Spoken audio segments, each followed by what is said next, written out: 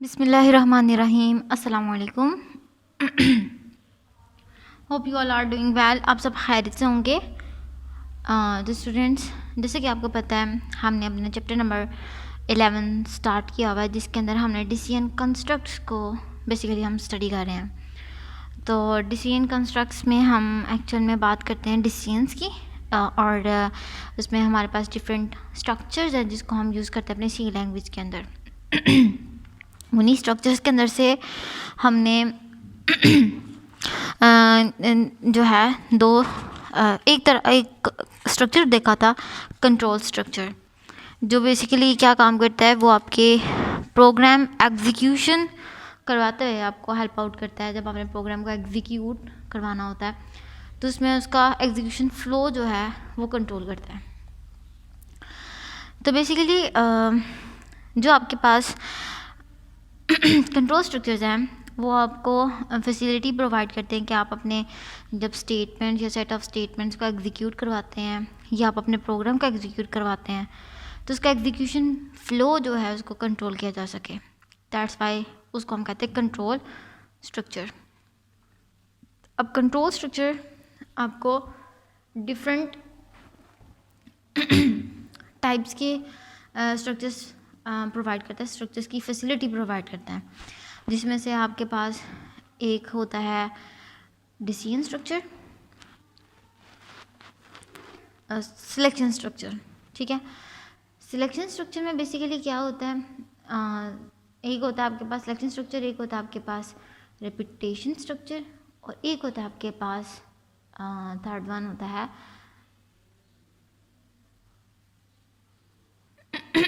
Sequential structure.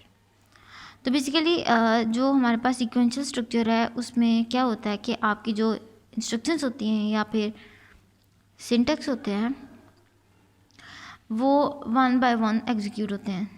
जिस sequence के साथ हम उसे राइट डाउन करते हैं उसी सीक्वेंस के साथ उसने एग्जीक्यूट होना होता है। ठीक है, उसी सीक्वेंस के साथ एग्जीक्यूट होते हैं। उसके बाद हमारे पास वो जो कॉमन एग्जांपल्स आते हैं, जो कॉमन हम एग्जांपल्स में अपने प्रोग्राम्स को यूज़ करते हैं, these are the types of जो है सीक्वेंशियल स्ट्रक्चर्स। अब उसमें बेसिकली क्या होता है, उसमें आप जिस सीक्वेंस के साथ अपने स्टेटमेंट्स को लिखते हैं, सिंटैक्स स्टेटमेंट्स को लिखते हैं, उस सीक्वेंस में ही वो एग्जीक्यूट करती हैं। उसके बाद हमारे पास आती है सेकेंड टाइप, जो होती है आपके पास सिलेक्शन स्ट्रक्चर। अब सिलेक्शन स्ट्रक्चर क्या करते हैं, सिलेक्शन स्ट्रक्चर बेसिकली करता ये है कि उसने जो है स्टेटमेंट्स को कंडीशंस चेक करते हुए एग्जीक्यूट करवाना होता है। ठीक है, अब कंडीशंस में क्या होता है, कंडीशंस आपकी अगर स्टेटमेंट के अकॉर्डिंग ट्रू होती है तो वो स्टेटमेंट्स को एग्जीक्यूट करेंगे। अगर स्टेटमेंट की जो कंडीशन है वो फॉल्स होती है तो आपकी स्टेटमेंट एग्जीक्यूट नहीं करेगी। तो ये बेसिकली काम होता है आपकी सिलेक्शन स्ट्रक्चर का। सिलेक्शन स्ट्रक्चर को हम एक और नाम भी देते हैं, हम इसे कहते हैं डिसीजन मेकिंग स्ट्रक्चर, या फिर हम इसे कहते हैं कंडीशन स्ट्रक्चर। ठीक है, अब इस सिलेक्शन स्ट्रक्चर के अंदर हम डिफरेंट स्ट्रक्चर्स को स्टडी कर रहे हैं, जिसमें से हमने एक स्ट्रक्चर को स्टडी किया जो था हमारे पास इफ़ स्ट्रक्चर। अब इफ़ स्ट्रक्चर में क्या था, आप अपनी डिसीजन मेकिंग करते हैं। अगर आपकी कंडीशन के वाइज देखा जाता है कि आपकी स्टेटमेंट अगर ट्रू है तो वो स्टेटमेंट को एग्जीक्यूट करवाएगा, और अगर आपकी स्टेटमेंट फॉल्स है, कंडीशन फॉल्स है, तो आपकी स्टेटमेंट को एग्जीक्यूट नहीं करवाएगा। तो उसी में से हमारे पास सेकंड जो इसकी टाइप आती है, सेकंड तरह की जो हमारे पास सिलेक्शन स्ट्रक्चर होता है वो होता है इफ़ एल्स स्टेटमेंट। पहली इफ़ स्टेटमेंट में क्या होता है, इफ़ स्टेटमेंट जिसके अंदर जस्ट वन ऑल्टरनेटिव होता है। सेकंड स्टेटमेंट होती है जो सेकंड टाइप है हमारे पास, वो है इफ़ एल्स स्टेटमेंट, जिसके अंदर क्या होता है, इफ़ स्टेटमेंट के साथ टू ऑल्टरनेटिव्स होते हैं। ठीक है, इफ़ स्टेटमेंट लेकिन साथ दो ऑल्टरनेटिव्स होते हैं।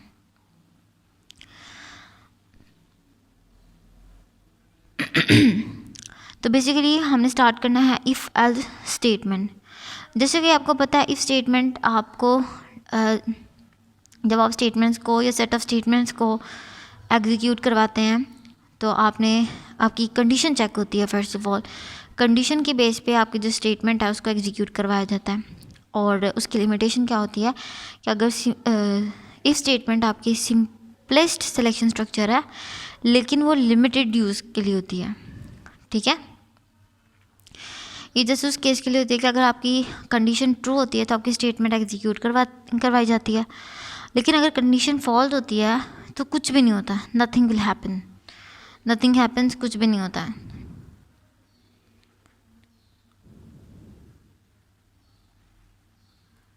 तो बेसिकली इस वजह से ये जो है लिमिटेशन प्रोवाइड करती है। इसी चीज़ को कवर अप करने के लिए हमारे पास सेकंड जो होती है टाइप उसकी है इफ़ एल्स स्टेटमेंट, जिसमें क्या होता है if else statement is another type of if statement. ये इफ़ स्टेटमेंट की एक और टाइप है। It is used to make two way decisions. ये हम तब यूज़ करते हैं जब हमने टू वे डिसीजंस बनाने हों, टू वे डिसीजंस करने हों, ठीक है। यानी कि हमारे पास दो रास्ते हों डिसीजन मेकिंग के, तो उस केस में हम इफ़ एल्स स्टेटमेंट को यूज़ करते हैं। आपको पता है इफ़ स्टेटमेंट में आपके पास जस्ट एक कंडीशन है, अगर तो ट्रू है तो स्टेटमेंट एग्जीक्यूट करेगी, अगर फॉल्स है तो स्टेटमेंट इग्नोर होगी। लेकिन इफ़ एल्स स्टेटमेंट में क्या होता है, आपके पास दो वेज होते हैं डिसीजन मेकिंग में, ठीक है। और ये इफ स्टेटमेंट की फिर अनदर टाइप है जिसमें आपके पास डिसीजन मेकिंग के टू वेज होते हैं, दो रास्ते होते हैं, two way of decisions. Selection के लिए आपके पास दो रास्ते होते हैं। It executes one block of statement और statements when the condition is true. ये क्या करता है, ये एग्जीक्यूट करता है एक स्टेटमेंट या स्टेटमेंट्स के ब्लॉक को जब कंडीशन ट्रू होती है, and the other when it is false. और अगर स्टेटमेंट की कंडीशन फॉल्स होती है तो ये दूसरे ब्लॉक को एग्जीक्यूट करवाता है। यानी कि आपके एक स्टेटमेंट के दो हिस्से होते हैं, यानी कि आपने प्रोग्राम लिखा उसमें स्टेटमेंट्स लिखी। अब आपकी कंडीशन के दो जो है रास्ते होंगे। अगर कंडीशन ट्रू होगी तो पहला ब्लॉक चलेगा स्टेटमेंट्स का, अगर कंडीशन फॉल्स होगी तो दूसरा ब्लॉक चलेगा, ठीक है। तो बेसिकली ये आपके डिसीजन मेकिंग में टू वेज जो है प्रोवाइड करती है। इफ़ स्टेटमेंट में होता ये था कि आपकी अगर कंडीशन ट्रू होती है तो आपकी स्टेटमेंट एग्जीक्यूट करेगी, अगर आपकी कंडीशन फॉल्स होती है तो इग्नोर हो जाएगी, उसके बाद कोई रिस्पॉन्स या कुछ भी जनरेट नहीं होगा, कुछ भी नहीं होगा उसके बाद, जस्ट नेक्स्ट स्टेटमेंट जो एग्जीक्यूट हो जाएंगी। जबकि इफ एल्स स्टेटमेंट में क्या होता है, आपके पास दो रास्ते होते हैं। अगर आपकी कंडीशन ट्रू है तो आपके जो स्टेटमेंट्स का फर्स्ट ब्लॉक होगा वो रन करेगा, वो एग्जीक्यूट करेगा। लेकिन अगर आपके पास स्टेटमेंट की कंडीशन फॉल्स होती है तो आपका सेकेंड ब्लॉक जो है वो एग्जीक्यूट करेगा, ठीक है। अगर आपकी स्टेटमेंट की कंडीशन फॉल्स होती है तो आपका सेकेंड ब्लॉक जो है वो एग्जीक्यूट करेगा। In any situation one block is executed and the other is skipped. किसी एक सिचुएशन में हर सिचुएशन में क्या होता है, एक ब्लॉक ने एग्जीक्यूट करना होता है और जो ब्लॉक एग्जीक्यूट अगर कर रहा है तो दूसरा ब्लॉक स्किप होगा, अगर दूसरा ब्लॉक एग्जीक्यूट कर रहा है तो पहला स्किप होगा। इसमें यही कंपल्शन है कि जब आप इफ एल्स स्टेटमेंट को यूज़ करते हैं तो जब आप इसको यूज़ करते हैं तो दो ब्लॉक्स पे कंसिस्ट करती है आपकी स्टेटमेंट्स। अगर एक ब्लॉक जो पहले ब्लॉक अगर आपकी कंडीशन ट्रू है तो पहला ब्लॉक चलेगा, अगर कंडीशन फॉल्स है तो दूसरा ब्लॉक चलेगा। वो एक टाइम पे एक ब्लॉक ने जस्ट एग्जीक्यूट करना होता है। अगर पहला आपका ट्रू है पहला चलेगा तो दूसरा स्किप होगा, और अगर आपकी कंडीशन फॉल्स है तो पहला स्किप होगा और दूसरा ब्लॉक आपका एग्जीक्यूट होगा। In if else statement, both blocks of statements can never be executed. if else statement में आपके दोनों ब्लॉक्स स्टेटमेंट्स के कभी भी एक साथ एग्जीक्यूट नहीं कर सकते। Both blocks of statements can never be skipped, और ना ही दोनों ब्लॉक्स को स्किप किया जा सकता है। ठीक है। तो बेसिकली इफ़ एल्स स्टेटमेंट क्या करती है, ये आपकी ऐसी स्टेटमेंट है जो कि इफ़ स्टेटमेंट की अनदर टाइप है, जो कि टू वे डिसीजंस के लिए यूज़ होती है। इफ़ स्टेटमेंट आपको जस्ट वन वे डिसीजन बताती है। अगर आपकी कंडीशन ट्रू है स्टेटमेंट एग्जीक्यूट करेगी, अगर कंडीशन फॉल्स है तो स्टेटमेंट स्किप हो जाएगी। जबकि आपके पास जो इफ़ एल्स स्टेटमेंट है ये क्या करती है, ये आपको टू वे डिसीजंस देती है। अगर आपकी फर्स्ट कंडीशन ट्रू है तो आपकी मतलब स्टेटमेंट की कंडीशन ट्रू है तो आपकी फ़र्स्ट ब्लॉक एग्जीक्यूट होगा। अगर आपकी स्टेटमेंट की कंडीशन फॉल्स है तो आपका सेकेंड ब्लॉक एग्जीक्यूट होगा। दोनों ब्लॉक्स एट अ टाइम पे एग्जीक्यूट नहीं कर सकते कभी भी, और ना ही दोनों ब्लॉक्स एट अ टाइम पे स्किप कर सकते हैं। आप जब भी इफ एल्स स्ट्रक्चर को यूज़ करते हैं तो जस्ट वन टाइम पे वन ब्लॉक ने एग्जीक्यूट करना होता है, और वन टाइम पे जब एक ब्लॉक एग्जीक्यूट कर रहा है तो पैरेलली दूसरे ब्लॉक ने स्किप होना है। ठीक है, अगर दूसरा ब्लॉक एग्जीक्यूट कर रहा है अकॉर्डिंग टू कंडीशन तो पहला ब्लॉक जो होगा वो स्किप होगा। उसके बाद अगर आप इसके सिंटैक्स को देखें तो इसका सिंटैक्स कुछ इस तरह होता है। Its syntax is as follows, जिसमें क्या होता है, इफ़ की कंडीशन, इफ़ स्टार्ट होता है, इफ़ आपका कीवर्ड यूज़ होता है, देन आपने ब्रैकेट में कंडीशन लिखनी होती है। ठीक है, इफ़ कीवर्ड के बाद आपने कंडीशन लिखनी होती है ब्रैकेट के अंदर। उसके बाद आपकी स्टेटमेंट आती है, इफ़ स्टेटमेंट के बाद आपकी स्टेटमेंट आती है, और उसके बाद सेकेंड ब्लॉक होता है वो आपका एल्स स्टेटमेंट पे कंसिस्ट करता है। इफ़ में भी आपकी स्टेटमेंट आती है जो कि कंडीशन अगर ट्रू होगी तो ये ब्लॉक चलेगा, अगर कंडीशन आपकी फॉल्स होती है तो आपका एल्स ब्लॉक चलेगा।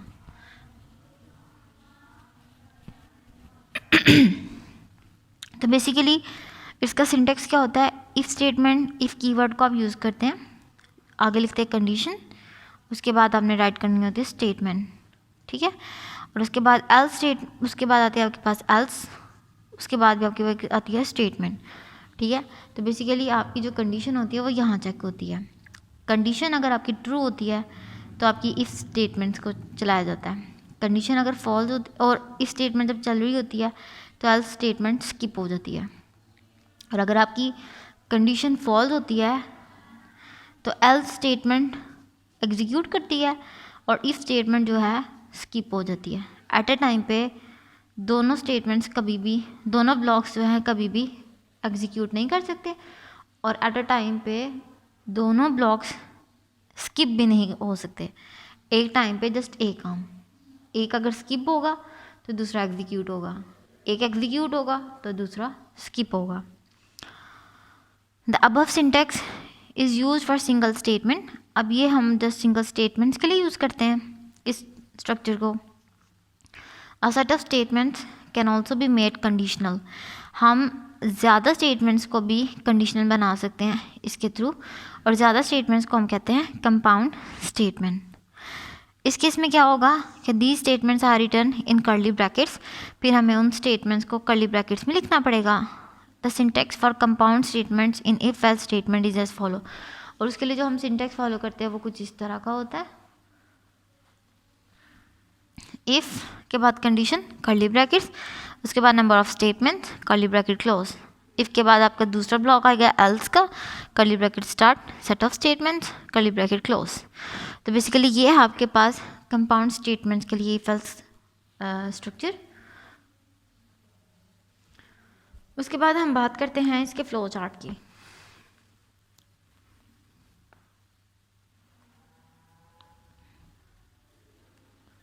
इफ एल्स का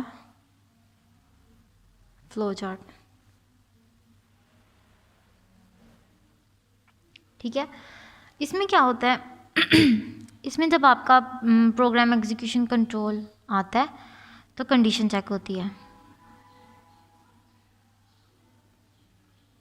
ठीक है, क्या चेक होती है, कंडीशन। अब कंडीशन अगर आपकी ट्रू होती है, ठीक है, कंडीशन अगर आपकी ट्रू होती है तो आपकी स्टेटमेंट रन करेगी ये वाली,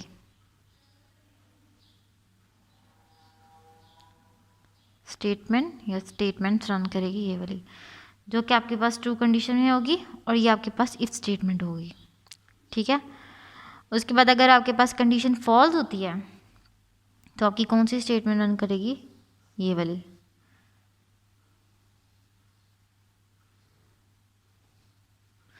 और ये तब होगी जब आपके पास फॉल्स होगी, और ये कौन सी कंडीशन की होगी, एल्स की। ठीक है, उसके बाद आपके पास कंट्रोल इधर आ जाता है। इफ स्टेटमेंट अगर आपकी ट्रू हो जाती है, ट्रू होने के बाद कंट्रोल आपका एग्जीक्यूशन की तरफ चलता है।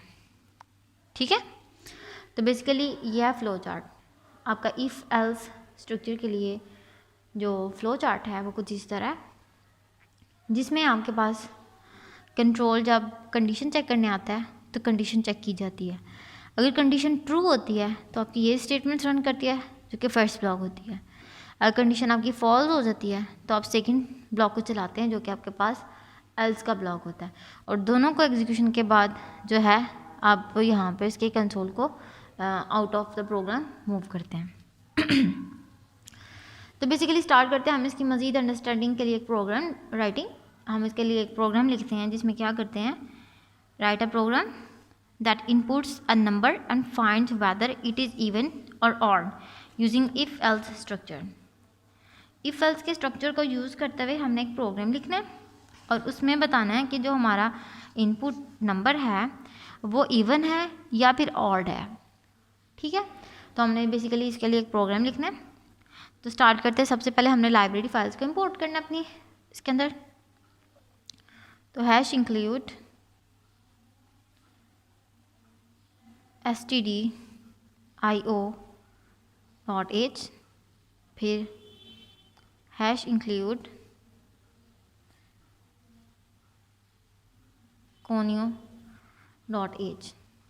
ठीक है, उसके बाद आता है आपके पास void main, इसका फंक्शन आ गया। उसके बाद आपने प्रोग्राम की स्टेटमेंट्स को लिखना है। तो बेसिकली मैं क्या कर रही हूँ, इसके अंदर मैंने यूज़र से इनपुट लेना है नंबर, तो नंबर को मैं इंटीजर फॉर्म में रख लेती हूँ। तो मेरे पास जो नंबर आएगा वो मैं इंट टाइप का रखवा लेती हूँ, इंटीजर टाइप। उसमें नंबर के लिए एन वेरिएबल डिक्लेयर कर दिया। अब ये वेरिएबल कौन सी टाइप का है, इंट टाइप का। इसका मतलब इसने न्यूमेरिकल वैल्यूज़ को एक्सेप्ट करना है जो कि ना तो डेसिमल होगी ना फ्रैक्शन फॉर्म में होगी। ठीक है, उसके बाद मैं क्या करती हूँ, मैं करती हूँ क्लियर स्क्रीन। क्लियर स्क्रीन के फंक्शन को यूज़ किया। उसके बाद मैं एंटर करती हूँ प्रिंट एफ की स्टेटमेंट्स को। मैं यूज़र को इंस्ट्रक्शन देती हूँ, यूज़र को मैसेज शो करवाती हूँ कि यूज़र नंबर को एंटर करे, एंटर अ नंबर। ठीक है, यूज़र को मैंने मैसेज शो करवाया कि यूज़र नंबर को एंटर करे। उसके बाद क्या होगा, अब यूज़र ने जब नंबर को एंटर करना है तो जब नंबर को गेट करना है यूज़र से, उसके लिए हमें इनपुट का फंक्शन यूज़ करना पड़ेगा। और हमारे पास जो इनपुट का फंक्शन है वो कौन सा है, वो है हमारे पास स्कैन एफ। किस टाइप का वेरिएबल मुझे चाहिए, किस टाइप का नंबर चाहिए, वो है मेरे पास इंटीजर टाइप। इसके लिए फॉर्मेट स्पेसिफायर मैंने %d यूज़ किया। और उसके बाद अब फॉर्मेट स्पेसिफायर ले लिया, मुझे इस वेरिएबल में वैल्यू को स्टोर करवाना है। तो वैल्यू को स्टोर करवाने के लिए मुझे मेमोरी लोकेशन को भी ऑक्यूपाई करना पड़ेगा, मेमोरी लोकेशन को एलोकेट करना पड़ेगा। उसके इसके लिए मैंने एड्रेस ऑपरेटर यूज़ किया और जिस वेरिएबल में मैंने वैल्यू लेनी है वो शो की। ठीक है, उसके बाद अब मैं क्या करती हूँ, अब मैं कंडीशन लगाती हूँ इफ़ की। जैसे कि मेरे पास कंडीशन है कि जो नंबर आए मेरे पास वो मैंने चेक करना है कि वेदर इवन है या ऑड है। ठीक है, तो उसके लिए मैं क्या करती हूँ, उसके लिए मैं करती हूँ कि मैं जो नंबर ले रही हूँ उस नंबर को मॉडुलस ले लेती हूँ 2 के साथ। अगर तो मॉडुलस की वैल्यू मेरे पास इक्वल्स टू 0 आती है, ठीक है, तो मेरे पास क्या शो हो, मेरे पास शो हो प्रिंट एफ में कि जो भी नंबर मैंने ऐड किया है %d इज़ इवन, वो नंबर मेरे पास क्या हो, इवन हो। और अगर मेरी कंडीशन ये फॉल्स हो जाती है तो मेरे पास एल्स ब्लॉक चलेगा, और एल्स ब्लॉक में मेरे पास क्या शो होना चाहिए, प्रिंट करवाए कि जो भी नंबर मैंने एंटर किया है, यूज़र ने जो भी नंबर एंटर किया है वो नंबर जो है इज़ ऑड। वो नंबर क्या है, ऑड। उसके बाद मैं लास्ट पे क्या करवाती हूँ, मैं लास्ट पे करवाती हूँ गेट कैरेक्टर का फंक्शन, और ये मेरे पास स्ट्रक्चर कंप्लीट। तो बेसिकली मैंने क्या किया, मैंने एक यूज़र्स के लिए नंबर लेने के लिए मैंने क्या एक इंटीजर वैल्यू को शो करवाया, वेरिएबल डिक्लेयर किया। इन टाइप का वेरिएबल डिक्लेयर करने के बाद मैंने क्या किया, प्रिंट एफ की स्टेटमेंट से यूज़र को कहा कि कोई नंबर एंटर करे। अब यूज़र कोई नंबर एंटर करेगा, वो नंबर इसके अंदर आएगा स्कैन एफ में, ठीक है। वो नंबर किस टाइप का होगा, इंटीजर टाइप का। अब जब नंबर आ जाएगा मेरे पास तो वो इस एन में सेव होगा, वो एन के साथ वो उस नंबर का 2 के साथ मॉडुलस लिया जाएगा। अगर तो मॉडुलस का आंसर मेरा इक्वल्स टू 0 आ जाता है, अभी आपके पास रिलेशनल एक्सप्रेशन है। जैसे कि आपको कहा कि जब आपने वैल्यूज़ को इफ़ एल्स के स्ट्रक्चर को यूज़ करना होता है तो आप रिलेशनल एक्सप्रेशंस को यूज़ करते हैं। तो जब आपने इस तरह किया तो आपका जो भी मॉडुलस आएगा वो 0 के अगर इक्वल आ जाता है, इसका मतलब जो आपका नंबर आपने जो एंटर किया है वो क्या है, इवन, और आपने वैल्यू साथ रख दी जो कि इसके अंदर पास होगी। और अगर आपका नंबर जो है उसका अब ये कंडीशन अगर फॉल्स हो जाती है, इसका मतलब ये 0 के इक्वल नहीं आता, तो क्या होगा, अगर ये इक्वल्स टू 0 नहीं आता तो क्या होगा, कंडीशन फॉल्स होगी तो आपका एल्स स्ट्रक्चर चलेगा। तो इफ स्टेटमेंट जो है आपके पास, इफ स्टेटमेंट जो उनसे होगी ये इग्नोर हो जाएगी, ये स्किप हो जाएगी, एल्स स्ट्रक्चर चलेगा, और आपका जो डिस्प्ले आएगा वो आएगा कि नंबर इज़ ऑड। अब हम इसके लिए एक आउटपुट शो करवाते हैं। फॉर एग्जांपल मैंने आउटपुट के लिए प्रोग्राम रन करवाया। सबसे पहले मेरे से क्या पूछा जाएगा कि एंटर, जो कंसोल है मेरे से रिक्वायर करेगा according to print f statement के एंटर अ नंबर। अब फॉर एग्जांपल मैंने एंटर कर दिया 10, ठीक है। अब मेरे पास स्टेटमेंट में क्या होगा, अब मेरे पास चेकिंग होगी, ठीक है। यूज़र ने क्या एंटर किया है, यूज़र ने वैल्यू एंटर की है 10, ठीक है। ये 10 इस कंडीशन में आएगी तो जो नंबर 10 है उसका मॉडुलस लिया जाएगा 2 के साथ। 2 के साथ जब मॉडुलस लिया जाएगा तो मॉडुलस लेने का क्या तरीका है कि 10 आपका इसके अंदर आएगा 2 5 टाइम्स 10, आपका रिमाइंडर आ गया 0। तो ये जो रिमाइंडर है ये आपका क्या है, मॉडुलस। तो अगर आपका मॉडुलस किसके इक्वल आए, 0 के इक्वल आए, जहाँ कि आपने यहाँ पे कंपैरिजन भी किया, यानी कि मॉडुलस आपका इक्वल्स टू 0 आ गया, कंडीशन ट्रू हो गई है, तो आपकी कौन सी स्टेटमेंट चलेगी, ये वाली। कौन सी स्टेटमेंट चलेगी, ये प्रिंट एफ की स्टेटमेंट चलेगी, और आपका शो हो जाएगा कि आपने जो नंबर एंटर करवाया वो क्या करवाया, वो आपका इवन नंबर है। तो जैसे कि 10 मेरा मॉडुलस 0 के इक्वल आ रहा है, तो मैं क्या करवा दूँ कि मेरी जो प्रिंट एफ की स्टेटमेंट इफ़ के लिए है कि मेरा जो 10 नंबर है इज़ इवन, ठीक है। इन केस अब मैं लेट्स सपोज दूसरी दफ़ा प्रोग्राम को रन करवाया, ठीक है, for example second time run करवाया प्रोग्राम को। अब मैं क्या करती हूँ, मैं दोबारा एंटर करती हूँ नंबर को, दोबारा प्रोग्राम रन करवाया और मैंने नंबर एंटर किया है लेट्स सपोज 11, ठीक है। फॉर एग्जांपल मैंने नंबर एंटर किया 11। अब क्या होगा, अब होगा ये कि जो मेरे पास स्कैन एफ का आएगा फंक्शन, यहाँ पर अब मेरे पास क्या एंटर हुआ है 11, ठीक है। अब इस 11 ने यहाँ पे मॉडुलस ऑपरेटर के साथ ऑपरेट करना है और आपका क्या रिजल्ट आएगा वो यहाँ पर मैं शो करती हूँ, ठीक है। आपने 11 एंटर किया, नंबर में आपके पास 11 आ गया, उसके बाद आपके पास ये मॉडुलस ऑपरेटर ट्रू के साथ आएगा। आपने चेक करना है कि वो 0 के इक्वल है या नहीं है, तो आप इसका मॉडुलस ले लेंगे। कैसे लेंगे, आपके पास 11 अंदर आ जाएगा, 2 यहाँ, 2 5 टाइम्स 10 1, आपके पास रिमाइंडर क्या रह गया 1 which is not equals to 0, इसलिए आपकी कंडीशन क्या हो गई है, फॉल्स। जब ये कंडीशन फॉल्स हो गया इसका मतलब आपकी इफ़ की जो आपके पास इफ़ की स्टेटमेंट है ये स्किप हो जाएगी और आपका जो ब्लॉक नंबर 2 है कि आपका जो नंबर है वो ऑड है, ये शो होगी। और इसको जब आप शो करवाते हैं ना तो आपका जो रिज़ल्ट होगा वो कुछ इस तरह शो होगा कि जो आपका 11 नंबर है इज़ ऑड, ठीक है। तो बेसिकली ये आपके पास है एग्जांपल एक प्रोग्राम की जिसमें आपने इवन और ऑड नंबर के कॉन्सेप्ट को देखा यूजिंग इफ़ एल्स स्ट्रक्चर। अब हम ना एक और जो है प्रोग्राम इसके लिए लिखते हैं, एक और प्रोग्राम को देखते हैं।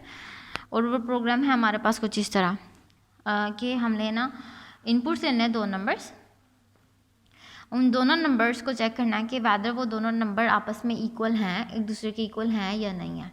अगर तो आपने ये दोनों को बताना है, ठीक है। उसके लिए आपने क्या करना है, अगेन लाइब्रेरी फाइल्स को इंपोर्ट करना पड़ेगा सबसे पहले। तो हैश इंक्लूड stdio.h, फिर आपने hash include console input output dot h, ठीक है। उसके बाद आपने क्या करना है, वॉइड मेन के फंक्शन को स्टार्ट करना है।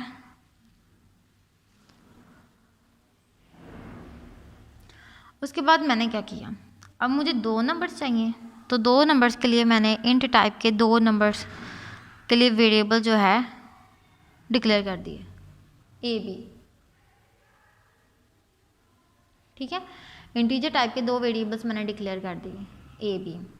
उसके बाद मैंने क्या किया, क्लियर स्क्रीन फंक्शन यूज़ किया, ठीक है। उसके बाद अब मैंने क्या किया, उसके बाद मैंने यूज़र के लिए इंस्ट्रक्शन दी कि वो प्रिंट एफ को यूज़ करते हुए इंस्ट्रक्शन दे कि एंटर 2 नंबर्स, 2 नंबर्स को एंटर करे, जो यूज़र है 2 नंबर्स को एंटर करे, ठीक है। तो बेसिकली मैंने क्या किया, पहले इन टाइप के 2 वेरिएबल शो किए, डिक्लेयर किए। अब वो इसलिए किए क्योंकि मुझे यूज़र से 2 नंबर्स चाहिए, ठीक है, जिसको मैं कंपेयर करवाऊँगी। फिर मैंने प्रिंट एफ की स्टेटमेंट को यूज़ करते हुए यूज़र को मैसेज दिया कि 2 नंबर्स जो हैं उनको एंटर करे। प्रिंट एफ के बाद अब यूज़र ने जब नंबर्स एंटर करने हैं तो उसको इनपुट का फंक्शन यूज़ करना पड़ेगा, that is scan F. Scan F में अब आपने नंबर्स लेने हैं इंटीजर टाइप, तो आपको जो फॉर्मेट स्पेसिफायर्स यूज़ करने पड़ेंगे वो होंगे आपके पास मॉडुलस परसेंटेज डी। 2 नंबर लेने हैं इसलिए 2 बार ये लिखेंगे, ठीक है। उसके बाद अब 2 वेरिएबल्स के लिए एड्रेस लोकेशन एलोकेट होगी ना, तो आपने ए के लिए अलग मेमोरी लोकेशन एलोकेट करनी है, बी के लिए अलग। तो इसके लिए क्या होगा कि दोनों ऑपरेटर्स, दोनों वेरिएबल्स के लिए जो है अलग अलग एड्रेस ऑपरेटर्स यूज़ होंगे, ठीक है। ये कुछ इस तरह होगा जिसमें आपने क्या किया, स्कैन एफ के फंक्शन को यूज़ किया। अब आपने 2 नंबर्स लेने हैं और दोनों इंटीजर टाइप है क्योंकि आपने टाइप क्या रखवाई है, इंटीजर। अब जब आपने दोनों नंबर्स को डिस्प्ले करवाना है तो उसमें क्या होगा, जब उसकी वैल्यू यूज़र के एंड से आएगी तो उसने मेमोरी में कोई ना कोई स्पेस एलोकेट करनी है। तो जब मेमोरी से स्पेस एलोकेट करनी है तो उसके लिए हम एड्रेस ऑपरेटर को यूज़ करेंगे, और एड्रेस ऑपरेटर जो है दोनों वेरिएबल्स के लिए अलग अलग आएगा, ठीक हो गया। उसके बाद आपके पास आएगी कंडीशन जो हमने इफ़ एल्स को यूज़ करते हुए बतानी है। हमने कहा था अगर दोनों नंबर्स इक्वल हैं, हमने फाइंड करना था कि दोनों नंबर्स इक्वल हैं या नहीं है। तो अब मैं इफ़ की कंडीशन में यूज़ करती हूँ कि जो मेरे पास ए में नंबर है वो चेक करे कि वो बी के इक्वल है या नहीं। रिलेशनल एक्सप्रेशन मैंने बना दी। जब ये केस हुआ तो मेरे पास प्रिंट एफ की स्टेटमेंट शो करे कि नंबर्स आर इक्वल, जो नंबर्स हैं वो मेरे पास क्या हैं, इक्वल हैं। जस्ट टेक्स्ट शो करवा दिया, ठीक है। ये इफ स्टेटमेंट है जब आपके पास नंबर जो हैं वो इक्वल होंगे। और एल्स अगर ये कंडीशन मेरी फॉल्स हो जाती है तो मेरे पास प्रिंट एफ की स्टेटमेंट जो है वो शो करवाए कि नंबर्स आर डिफरेंट, ठीक है, या नंबर्स आर नॉट इक्वल, जो भी आप रखना चाहते हैं। उसके बाद लास्ट में मैंने क्या करना है, गेट करेक्टर फंक्शन। उसके बाद आपके पास ये मेन बॉडी ख़त्म। तो बेसिकली ये था आपके पास प्रोग्राम जिसमें आपने 2 नंबर जो है डिक्लेयर करवाए ताकि आप 2 नंबर यूज़र से लें, उनको कंपेयर करें कि वैदर वो दोनों नंबर्स आपस में इक्वल हैं या नहीं है। अगर तो इक्वल हैं तो शो करें नंबर्स आर इक्वल, तो इफ स्टेटमेंट चलेगी, एल्स इग्नोर हो जाएगा। और अगर आपके नंबर्स इक्वल नहीं हैं तो एल्स चलेगी और इफ स्टेटमेंट इग्नोर हो जाएगी। तो बेसिकली स्टार्ट करते हैं, सबसे पहले इसके आउटपुट को रिजल्ट देखते हैं। आउटपुट एंटर 2 नंबर सबसे पहले डिस्प्ले होगा, क्योंकि हमने प्रिंट एफ की स्टेटमेंट सबसे पहले लिखा था एंटर 2 नंबर्स। अब 2 नंबर्स एंटर करने हैं। लेट्स सपोज यूज़र ने एंटर किया 10 एंड 15, ठीक है। तो आपके पास यहाँ पर जो नंबर्स आएंगे स्कैन एफ के अंदर वो आए हैं 10 और 15। यहाँ पे इफ़ की स्टेटमेंट चली, इफ़ की स्टेटमेंट में क्या आएगा कि कंपेयर किया जाएगा कि 10 जो कि ए के अंदर है और 15 जो कि आपके पास बी के अंदर है, उसको कंपेयर किया जाएगा रिलेशन ऑपरेटर में कि क्या 10 इक्वल्स टू 50 है, इसके बराबर है। अगर तो ट्रू हुआ तो प्रिंट एफ की स्टेटमेंट इफ़ के लिए चलेगी कि नंबर्स आर इक्वल। अगर नहीं है, इसका मतलब इफ स्टेटमेंट फॉल्स हो गया है, तो आपकी एल्स स्टेटमेंट चलेगी कि नंबर्स आर डिफरेंट। सो आपका जो आउटपुट शो होगा वो होगा नंबर्स आर डिफरेंट। तो बेसिकली ये था आपके पास if else structure. Hope so आपको अच्छे से समझ आ गई है। किसी भी किस्म की कोई क्यूरी हो then you may ask. Take care and अल्लाह हाफिज़। वीडियो पसंद आई तो लाइक करें, अपनी राय कमेंट करें। ऐसे ही मजीद वीडियोस के लिए हमारा चैनल सब्सक्राइब करें और बेल का आइकन दबाएं ताकि आपको हर वीडियो का नोटिफिकेशन मिलता रहे।